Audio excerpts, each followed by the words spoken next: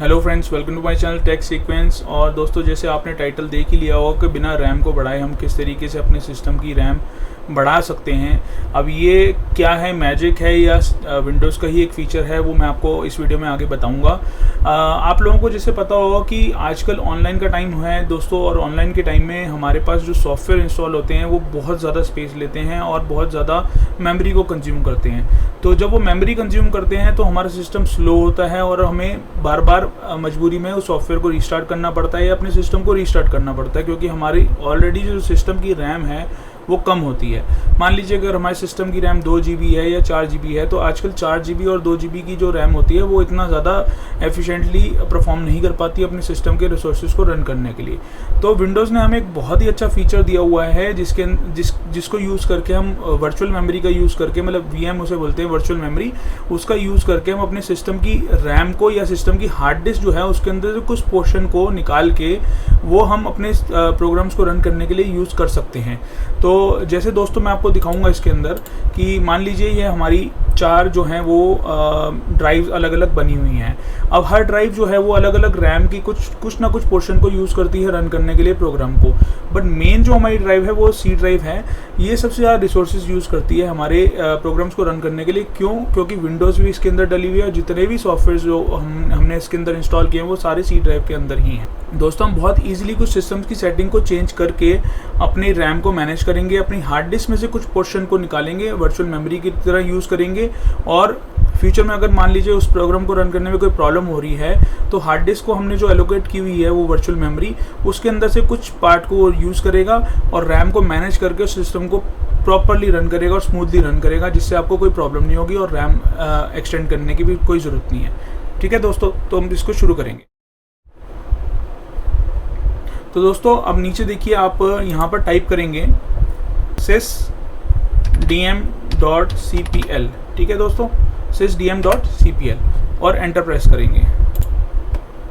ठीक है दोस्तों, अब देखिए इस तरह का एक पेज आपके सामने खुल के आएगा। उसके बाद दोस्तों सबसे टॉप पे आप देखिए 3rd नंबर की जो ऑप्शन है वो है एडवांस्ड की। हमें एडवांस पे क्लिक करना है। एडवांस पे हम जैसे ही क्लिक करेंगे, एडवांस पे क्लिक करने के बाद आप देखिए हमारे पास कुछ इस तरह से आपके पास जब पेज ओपन हो जाएगा, उसके बाद हमारे पास जो सबसे पहली ऑप्शन है परफॉर्मेंस की, जो visual effects, processor scheduling, memory usage in virtual memory, जो मैंने आपको स्टार्टिंग में बताया था कि VM का यूज़ करके हम अपनी सिस्टम की मेमोरी को जो है मैनेज करेंगे। तो हमें यहाँ पर जो सेटिंग्स का बटन दिया हुआ है हमें इस पर क्लिक करना है। ठीक है दोस्तों, इस पर क्लिक करने के बाद दोबारा से हमारे पास 3 बटन्स ऊपर होंगे, 3 टैब्स होंगे, उसमें से हमें एडवांस पे दोबारा क्लिक करना है। एडवांस पे क्लिक करने के बाद दोस्तों हमारे पास कुछ इस तरीके से वो कुछ बताएगा।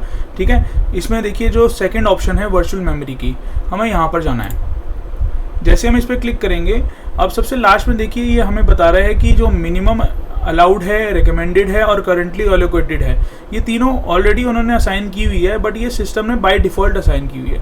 हमें यहीं पर ही चेंजेस करने हैं और अपनी रिक्वायरमेंट के अकॉर्डिंग हम लोगों को इसके अंदर चेंजेस करेंगे ताकि हमारा सिस्टम और स्मूथली और बेहतर तरीके से रन कर सके। ठीक है दोस्तों, तो हमें सिंपली यहाँ पर कस्टम साइज़ पे क्लिक करना होगा। अब देखिए यहाँ पर कस्टम साइज़ पे क्लिक करने के बाद इनिशियल साइज़ और मैक्सिमम साइज़ हमें यहाँ पर मेंशन करना है।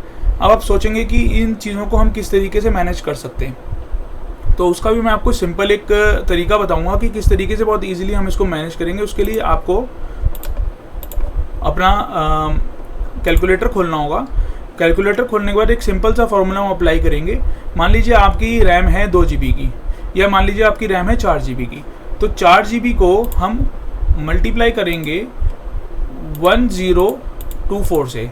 आपको पता होगा 1 GB के अंदर 1024 MB जो होती है वो स्पेस होती है। ठीक है, तो हमें 4 GB रैम को 1024 के साथ मल्टीप्लाई करना है और उसका जो रिज़ल्ट आएगा उसको हमें 1.5 गुना और से मल्टीप्लाई कर देना है, मतलब 1.5 और उसके अंदर जोड़ देना है मल्टीप्लिकेशन में।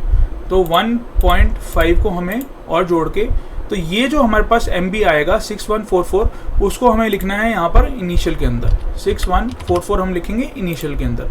ऐसे हमें मैक्सिमम के अंदर करना है। मैक्सिमम के अंदर क्या करेंगे, हम 4 को करेंगे मल्टीप्लाई सेम 1024 से। ठीक है, अब इस बार हम 1.5 गुना की जगह 3 गुना कर देंगे उसको। ठीक है, 3 टाइम्स हम उसको मल्टीप्लाई करेंगे, तो 3 करते ही यहाँ पर आया 12288। ठीक है, 12288। अब दोस्तों हमारी इनिशियल जो साइज़ है वो है 6144 MB और मैक्सिमम साइज़ है 12,288 MB। ठीक है दोस्तों, हमें अब सिंपली कुछ नहीं करना, हमारी जो ये पार्ट है, इतना पोर्शन जो है वो हमारे वर्चुअल मेमोरी की तरह हमारे हार्ड डिस्क और पर्टिकुलरली सी ड्राइव के लिए एलोकेट हो चुका है। हमें सिंपली ओके प्रेस करना है। ओके पे प्रेस करने के बाद हमें दोबारा ओके प्रेस करना है और ओके। ठीक है दोस्तों, तो यूजुअली हमसे वो सिस्टम रीस्टार्ट के लिए बोलेगा, हमें सिस्टम को प्री रीस्टार्ट करना है और ये जो मेमोरी है वो हमारी हार्ड डिस्क के अंदर एलोकेट हो गई है सी ड्राइव के लिए। तो दोस्तों इस वीडियो में बस इतना ही। होप आप लोगों को वर्चुअल मेमोरी के बारे में बहुत अच्छे से पता लग गया होगा कि किस तरीके से हम वर्चुअल मेमोरी का यूज़ कर सकते हैं।